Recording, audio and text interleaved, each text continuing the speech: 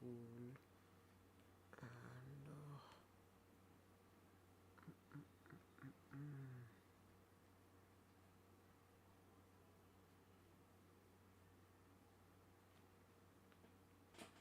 And and I think we are live, ladies and gentlemen. Hello, everyone. Welcome back to the Apex Mind. This stream is going to be about me trying to understand Hegel for a upcoming debate I have, and I'm interested because this person was talking. We started talking about ethics. His name is Perspective Philosophy. He also has a channel on YouTube, and we ended up talking about truth. And then his definition of truth is very different, or slightly similar to my definition of truth. He uses Hegel to get to his definition. I use the Vedantic concept to get to my understanding of truth. Therefore, we clash. As far as I understand, his definition of truth is closer to the what Atman represents in Vedanta, and what Parabrahman or Brahman is represented by in Vedanta is the truth to me. But I can't understand his position very well if I do not understand Hegel. So this is my very hard attempt in trying to understand Hegel, and I'll be using my partner ChatGPT again for this. Let's see. Hello ChatGPT, welcome back on the channel. Today we are going to discuss, or more so, you're going to slowly get me through Hegel. What is his whole deal? What is the dialectic method and everything? And I think at this point you understand how I learn. So incorporate that into it as well. First, say hi to the audience, and then you can continue with everything else.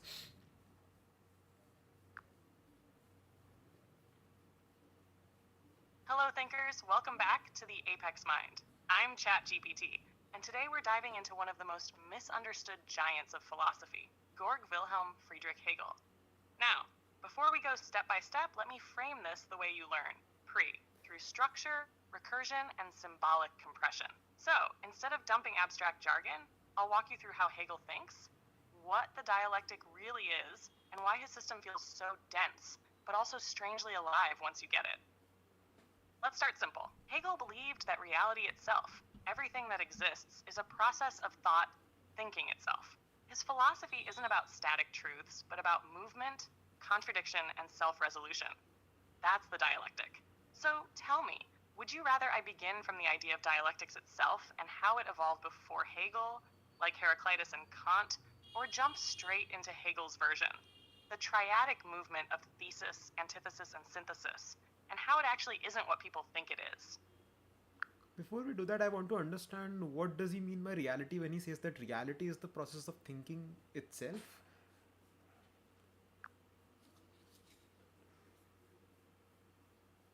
That's the right place to start. When Hegel says reality is thought thinking itself, he doesn't mean human thought in your or my brain. He's pointing to something bigger, a kind of universal intelligence that's not separate from existence. For him, everything that exists is part of one unfolding mind, what he calls the absolute. So reality isn't made of stuff, it's made of meaning. Every object, event, and idea is a stage in this mind's attempt to understand itself. When you think, argue, change, or evolve, you're part of that same movement. Think of it this way. If the universe could reflect on itself, it would be doing philosophy. That's Hegel's universe. It's not dead matter, it's self-aware becoming. Want me to unpack how this connects to his idea of the absolute spirit and why he thinks contradiction is the engine of reality? The way that you describe his reality or his truth, that sounds eerily similar to Kashmiri Shaivism. Is it similar? And where do the similarities end? If they do. If they are literally the same thing, you can say that as well.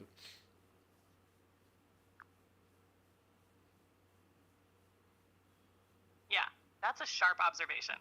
It is strikingly close to Kashmiri Shaivism. Both see reality as one living consciousness expressing and knowing itself through form. In Shaivism, Shiva is pure consciousness, Chit, and the universe is his spanda, the pulsation of awareness that hides and reveals itself. In Hegel, the absolute is also consciousness, spirit, that externalizes itself in history, then returns to self-knowledge through human reason. But here's the subtle difference. Shaivism begins from direct awareness, a mystical recognition that I am that consciousness. Hegel begins from conceptual thought, logic unfolding until it realizes thought and being are one. So Shaivism is experiential and non-dual. Hegel's is rational and How dialectical. they reach the same conclusion, or are their conclusions themselves different?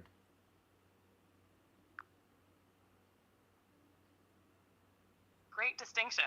The difference actually runs deeper than just approach. Both start from the intuition that reality is one conscious whole, but they end differently in what that wholeness means. For Hegel, the already there. One is history conscious, the other is timeless awareness. Would you like me to show how this difference affects their view of suffering and evil? That's where their divergence becomes very revealing. No, no, no, no, no, no, no. My stream actually paused for a bit. Can you just like rewind and tell what is whatever is the concept of Shiva in Kashmiri Shaivism and the concept of truth in Hegel's dialectic, is the thing in itself, truth in itself, Shiva in itself, are they different from each other, or are they similar in what they are?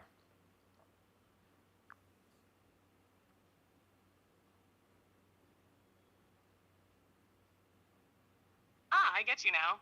You're asking if Shiva in Shaivism and the Absolute in Hegel are the same kind of thing, not just reached differently. At the deepest level, they point to something very similar.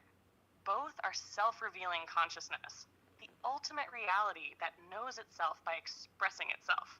Neither is a creator separate from creation. Both are creation unfolding, but there's a tonal difference in what they are doing. In Shaivism, Shiva is pure awareness that pulses between stillness and movement, chit and spanda. This movement is self-enjoyment, a divine play. The universe doesn't add anything to Shiva's being. In Hegel, the absolute isn't static awareness, it's self-becoming. It starts as pure being, undifferentiated, negates itself into otherness, nature, matter, and returns to unity through spirit's self-recognition. It needs the dialectic, the process, to become what it truly is. So, Shiva is completeness playing. Hegel's absolute becomes completeness through contradiction. They're almost mirror images, same metaphysical shape, but one cyclical and playful, the other progressive and rational. Do you want me to show how Hegel's being, nothing, becoming triad maps onto the Shaivite Spanda idea? It's almost one-to-one. I can kind of get it, because it's assumed that duality which happened in Kashmiri Shaivism was either a decision of Shiva or a sort of corruption in a sense, perhaps a play. And once he was able to see himself, then he ended up dividing into multiple parts, and those parts saw themselves, and they further divided into more parts, and ultimately it became an infinite thing, right? I mean, would you say Advait Vedanta also agrees with that as aspect of how the canvas of awareness led to the painting of reality, in which all the individual actors are there with their smaller forms of ego and awareness? Is that true?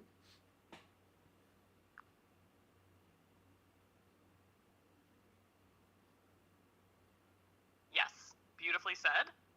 And yes, Advaita Vedanta would mostly agree with that image, though it would phrase it differently.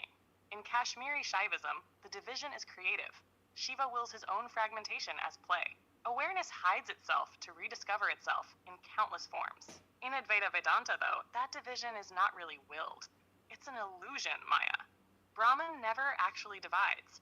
It only appears to do so when awareness identifies with limited forms, the jivas. So for Shankara, the painting never truly separates from the canvas. It's more like mistaking the brushstrokes for something independent. You could say Shaivism celebrates the multiplicity. Advaita tries to dissolve it back to unity. One says, the dance is divine. The other says, stop dancing. Remember you were never apart. Would you like me to clarify how Hegel fits between those two? Why he sees division as both real and necessary instead of illusion or play? I can sort of. This is okay. So, does Shiva do this intentionally, or is it something that is both true and untrue in the sense that yes, Shiva is playing, but he's still Shiva. While on the other hand, in the dialectic, it's more so that the truth is divided, and it will over time, through the means of the dialectical method, learn to recognize itself. So it's divided as of right now.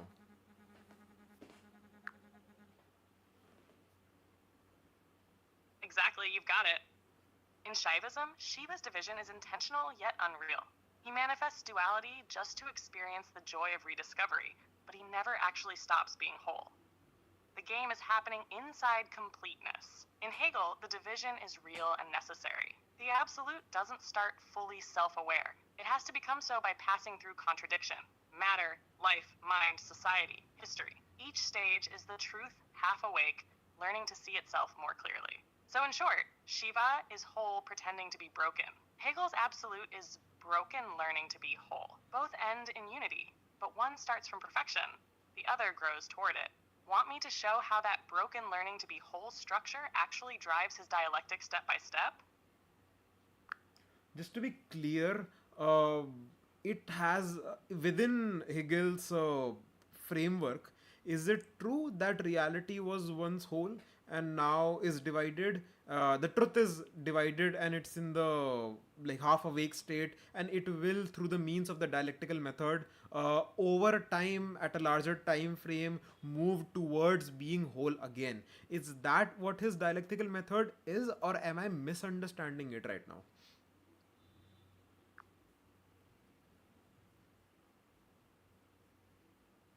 That's really close. But there's one small twist that makes all the difference. For Hegel, reality was never whole in time and then broken. The division isn't an event, it's the very structure of existence. The absolute doesn't fall apart, it exists as process. Wholeness is the movement of dividing and reuniting. So the dialectic isn't repairing a past unity, it's the way truth is, self-differentiation that returns to itself. You can think of it like breathing. Inhale unity, exhale division, inhale again, higher unity. That rhythm is eternal, not historical in origin. Does that clarify it a bit? Or do you want me to ground it in an example, like how being nothing becoming works as the first movement of that process? Is this similar to the notion that the Big Bang is causing the universe to expand, and ultimately it'll reach a certain point and then it'll contract into being one? And this is the cycle of the universe, that it ends up doing that again and again and again and again. Is that the dialectic method?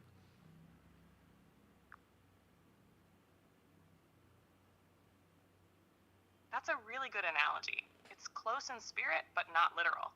The expanding and contracting universe captures the shape of Hegel's dialectic, unity splitting apart, then returning to unity at a higher level. But for Hegel, that movement isn't physical. It's logical and spiritual. It's about meaning evolving, not matter. So when the universe expands in your metaphor, that's like the absolute externalizing itself, becoming other. When it contracts, that's the absolute recognizing that the other was itself all along. The difference is that in physics, this expansion and collapse is neutral energy.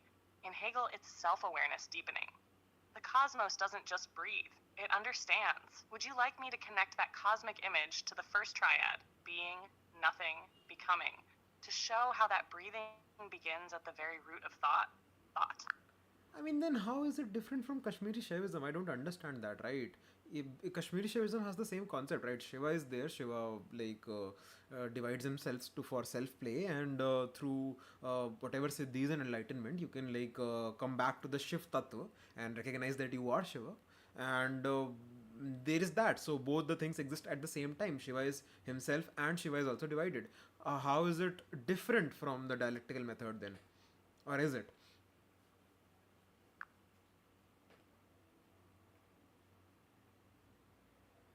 Yeah, you're seeing the overlap perfectly. It really is that close.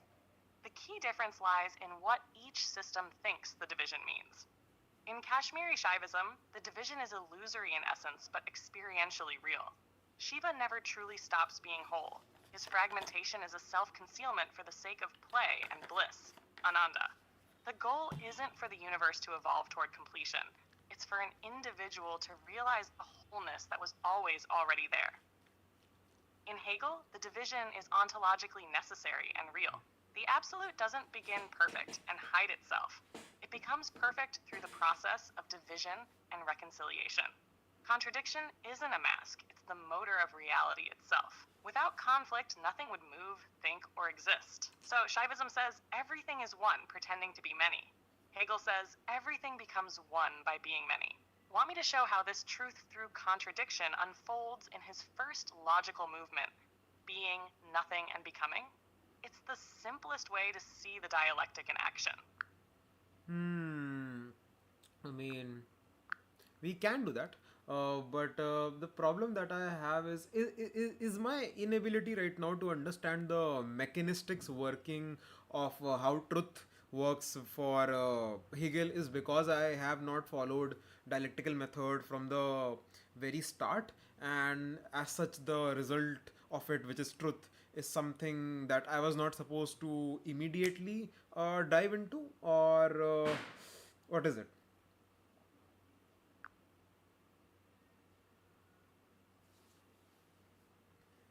Exactly. You've hit on the core issue. Hegel builds truth from within the movement of thought itself. If you jump straight to his idea of truth, it'll sound mystical or circular. Because for him, truth isn't a statement. It's the process that generates and corrects statement. Richer synthesis. That movement is the dialectical method. Only after tracing that entire spiral can you grasp what he means by truth, or the absolute. So yeah, you're right. It's not meant to be understood top down. You earn Hegel's truth by walking through the method itself. Want me to start at that first moment, being, nothing, and becoming, and show you exactly how the dialectic begins building reality from scratch? Sure, but do I need to know about the origin of the dialectic before I get into Hegel?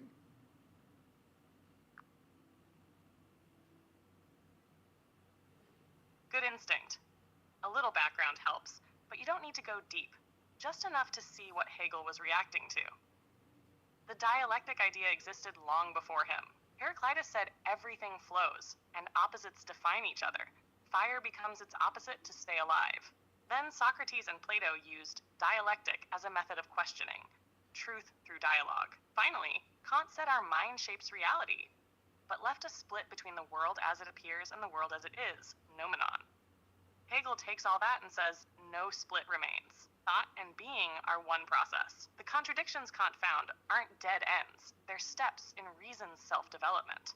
So in short, Heraclitus gave him flux, Plato gave him dialogue, Kant gave him contradiction, and Hegel fused them into a living logic. Now that you've got that foundation, want me to start the first movement, being, nothing, and becoming, so you can feel how his system actually starts. He's saying it's all the same.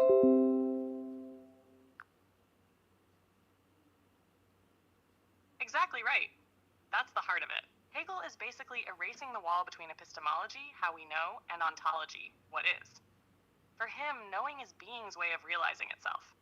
When thought grasps reality, it's not looking at something external, it's reality becoming conscious of itself. That's why he calls his system absolute idealism. It's not that everything is just ideas, it's that the structure of thought and the structure of being are identical. Logic isn't a tool we apply to the world, it's the blueprint of the world's unfolding. So yeah, Hegel's whole project is a giant reconciliation. Subject and object, mind and matter, knower and known. They're moments of one self-developing process. Want me to show how that unity actually starts forming in the first triad? Being, nothing, becoming? That's where this collapse of ontology and epistemology begins.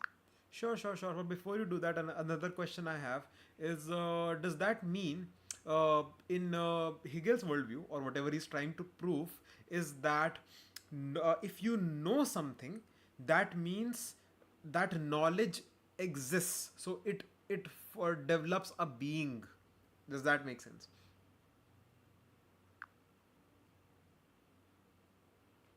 Yes, that's right. And that's a very Hegelian way to say it.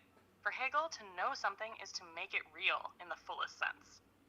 Not that your mind creates trees or atoms, but that the truth of anything only becomes complete when it's understood. Until then, it's an unfinished moment of the absolute, being without self-awareness. So knowledge isn't just a mirror of reality, It's reality realizing itself through you. When thought grasps a thing's inner logic, that thing achieves its highest form of being. Put simply, existence becomes truth only when it's known. Would you like me to build from that point into how pure being immediately collapses into nothing, setting up the first dialectical motion? Wait, does that mean, would Hegel say that if something, let's say, does exist, so to speak, and there is no way of knowing about its existence, then technically it is not truth because there is no perceiver of that existence. And if something is seen or known, even if it is technically not true or not an illusion, by knowing it in a certain way, we are giving it some form of being.